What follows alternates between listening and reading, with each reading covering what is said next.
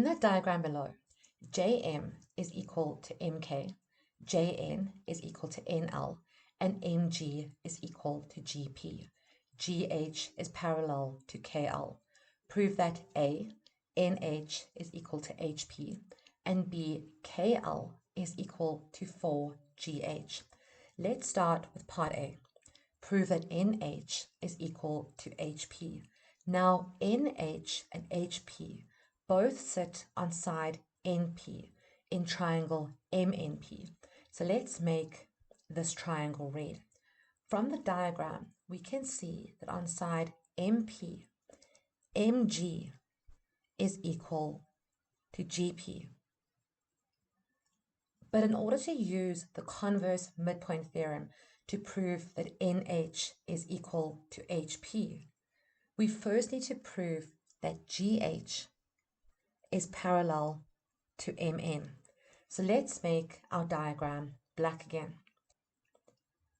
MN lies in the larger triangle JKL. So let's make this triangle red. Now we can use the given information.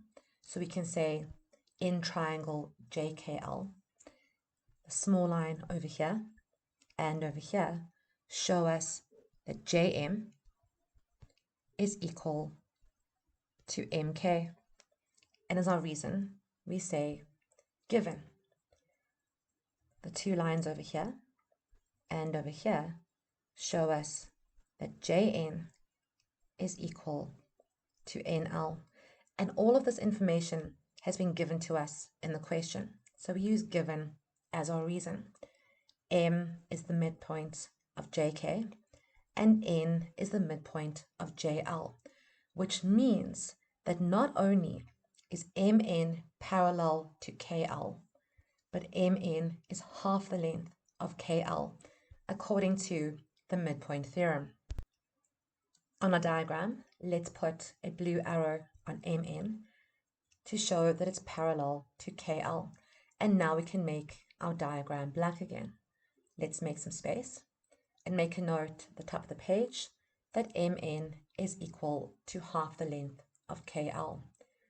We now know that Mn is parallel to KL, but the question also tells us that GH is parallel to KL, and we can see that over here. This means that not only is Mn parallel to KL, Mn is also parallel to GH. Now we have enough information to prove that NH is equal to HP. NH and HP sit on side NP in triangle MNP. So let's make this triangle red again. Now we can say in triangle MNP, we know, looking at these lines over here and here, that Mg is equal to Gp, and we use given as our reason. We've also just proven that Mn is parallel to GH. We don't need to prove this again, but we do need to include the information. So we can say, as a reason, we know that Mn is parallel to KL because this has been proven above, and this is based on the fact that GH is parallel to KL because this has been given to us.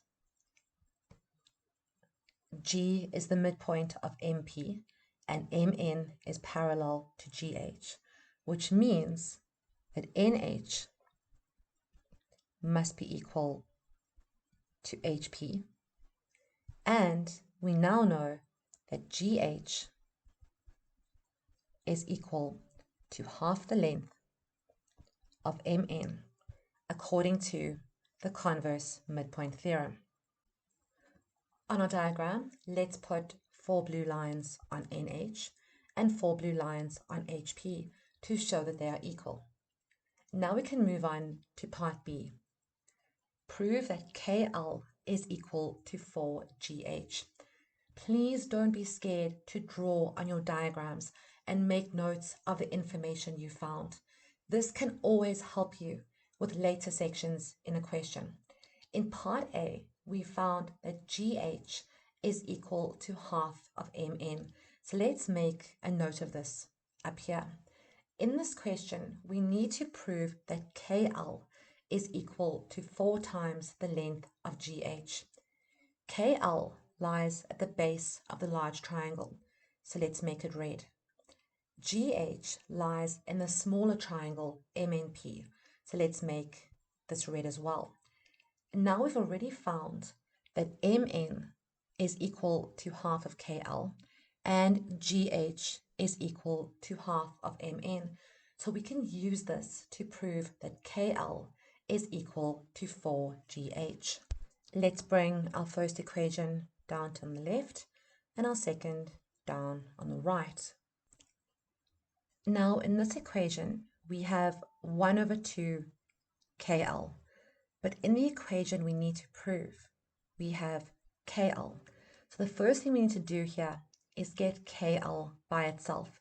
So let's multiply both sides by 2, and we get 2 MN is equal to KL. Now we have MN in this equation and in this equation, but MN is not in the equation we need to prove. So we need to cancel MN out. And the best way to do that is to make MN the subject in this equation over here. So let's multiply both sides by 2, and we get 2GH is equal to MN. Now we have 2MN in this equation and MN in this one. So we can substitute 2GH into our second equation. So we've got 2. Instead of MN, we're going to use 2GH. Let's put into a bracket. 2GH is equal to KL. So we say KL. Now let's expand our bracket. 2 multiplied by 2 is 4. So we get 4GH is equal to KL. And we have now proven this equation.